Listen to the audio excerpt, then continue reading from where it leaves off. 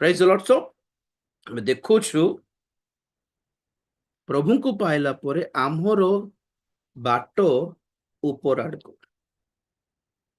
ଜଗତ ନାହିଁ, ବହୁତ ଲୋକ ଏକ୍ସପେକ୍ଟ କରୁଛନ୍ତି ଡୋମିନିୟନ ଥିଓଲୋଜି ଜାଣିଛନ୍ତି ଆପଣ ମାନେ, ଜଣାଇବେ ଆପଣ ଡୋମିନିୟନ ଥିଓଲୋଜି ମାନେ ଏମିତି ବହୁତ ଗୋଟେ ପ୍ରାର୍ଥନା ଦଳ ଅଛନ୍ତି, ସେମାନଙ୍କର ଦାବି ହେଇ ସେମାନେ କହନ୍ତି କି ନାଇଁ ଆମେ ପ୍ରାର୍ଥନା କଲେ ଗଭର୍ଣମେଣ୍ଟ ଚେଞ୍ଜ ହେଇଯିବ, ଆଉ ଗଭର୍ଣମେଣ୍ଟରେ କି ପ୍ରେସିଡେଣ୍ଟ, ପ୍ରଧାନମନ୍ତ୍ରୀ, ମୁଖ୍ୟମନ୍ତ୍ରୀ ମାନେ ମାନେ ସବୁ ଖ୍ରୀଷ୍ଟିଆନ ମାନେ ହିଁ ସେହି ପଦରେ ଥିବେ। ଏଟା ପାଇଁ ପ୍ରାର୍ଥନା ଚାଲିଛି। ଆଉ ସବୁ ସ୍କୁଲ୍ସରେ, କଲେଜରେ ବାଇବେଲକୁ ବି ଗୋଟେ ଟେକ୍ସଟ ବୁକ୍ ପରି ବ୍ୟବହାର କରାଯାଉ, ଏଟା ପାଇଁ ପ୍ରାର୍ଥନା ଚାଲିଛି। ଯେମିତି କୋଉଠି ଗୋଟେ ସ୍ୱିଡେନରେ ନା କୋଉ ଦେଶରେ ବାଇବେଲ ପ୍ରବେଶ କରାହେଲା ସ୍କୁଲରେ ନୂଆରେ, ଅବଶ୍ୟ ପ୍ରେଜ୍ ଦ ଲର୍ଡ। ତ ତାପରେ ଆଉ କଣ, ହର ଫିଲ୍ଡରେ, ପ୍ରତ୍ୟେକ କ୍ଷେତ୍ରରେ ଖ୍ରୀଷ୍ଟିଆନ ମାନଙ୍କର ଡମିନେସନ ଥିବା ଦରକାର ରହିଛି। ସେମିତି ହେଲେ ହିଁ ଈଶ୍ୱରଙ୍କ ରାଜ୍ୟ ବୋଲି ଯାହା ଲେଖା ଅଛି ବାଇବେଲରେ, ତାହା କାର୍ଯ୍ୟକୁ ତାହା ପ୍ରକାଶ ପାଇବ ବୋଲି ସେମାନଙ୍କର ବିଶ୍ୱାସ। ଈଶ୍ୱରଙ୍କ ରାଜ୍ୟ ବୋଲି କହିଲେ କଣ, ଗଭର୍ଣମେଣ୍ଟ ବି ଖ୍ରୀଷ୍ଟିଆନ ଥିବାର ଅଛି, ପଲିଟିକାଲି ଖ୍ରୀଷ୍ଟିଆନ ଥିବାର ଅଛି, ଇକୋନୋମିକାଲି ସମସ୍ତେ ଖ୍ରୀଷ୍ଟିଆନ ମାନେ ହ୍ୟାଣ୍ଡେଲ କରିବାର ଅଛି, ଏଜୁକେଶନ ଫିଲ୍ଡରେ ଖ୍ରୀଷ୍ଟିଆନ ମାନେ ଥିବାର ଅଛି, ସବୁଠି ଖ୍ରୀଷ୍ଟିଆନ ମାନେ। ତ this is the kingdom of ଗଡ ବୋଲି କହନ୍ତି। ରାଜ୍ୟର ସୁସମାଚାର ମାନେ ଏଇଟା ପୁଣି Gospel of the kingdom means ସାରା ଦୁନିଆ, ଦେଶ ପ୍ରଦେଶ, ରାଷ୍ଟ୍ର, ରାଜ୍ୟ, ଆନ୍ଧ୍ର, ତାମିଲନାଡୁ, ଓଡିଶା, ଦିଲ୍ଲୀ, ଇଣ୍ଡିଆ, ପାକିସ୍ତାନ, ଆଫଗାନିସ୍ତାନ, ସବୁଠି ଖ୍ରୀଷ୍ଟିଆନ ମାନେ ଥିବାର ଅଛି। এটা ଆମର ଦାୟିତ୍ୱ। ଆମେ ଆମେ ଆମେ ଏମିତି ସୁସମାଚାର ପ୍ରଚାର କରି, ଏମିତି ରାଜ୍ୟର ସୁସମାଚାର ପ୍ରଚାର କରି ସବୁ ଦେଶର ପ୍ରତ୍ୟେକ ରାଜ୍ୟ ଯୀଶୁଙ୍କ ପାଇଁ ଜିଣିବା ବୋଲିବାର ଉଦ୍ଦେଶ୍ୟରେ ସେବା କରୁଛନ୍ତି, ପ୍ରାର୍ଥନା ବି କରୁଛନ୍ତି, ବିଶ୍ୱାସ ବି କରୁଛନ୍ତି ଏମିତି ହେବ ବୋଲି। ବଟ୍ ଦ୍ୟାଟ୍ସ ରଙ୍ଗ।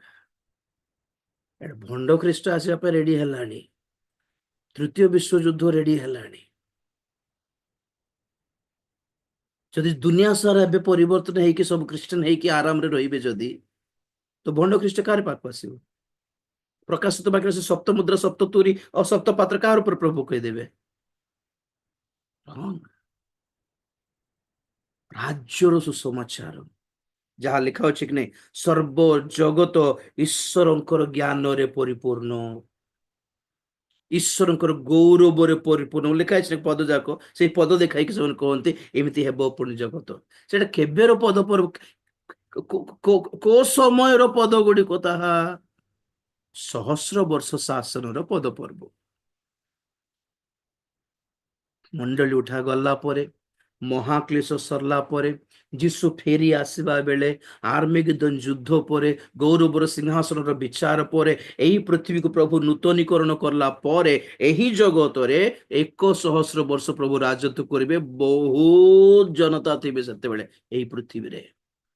ସେତେବେଳେ ଏହି ପୃଥିବୀ ଈଶ୍ୱରଙ୍କର ଜ୍ଞାନରେ, ମହିମାରେ ପରିପୂର୍ଣ୍ଣ ହେବ। ସହସ୍ର ବର୍ଷ ଶାସନର କେତେକ ପଦ ପର୍ବକୁ ବହୁତ ଜଣ କେମିତି ନେଇଗଲେ, ମାନେ ଆଜି ଆମେ ପ୍ରାର୍ଥନା କରିକି ଏଟା କରିଦେବା ବୋଲି ବୁଝି ପାରୁନାହାନ୍ତି। ଭଣ୍ଡ ଖ୍ରୀଷ୍ଟ ଆସିକି କଣ କହିବେ, ଧର୍ମଚ୍ୟୁତି ଘଟିବ ବୋଲି ଲେଖା ହେଇଛି ବାଇବେଲରେ।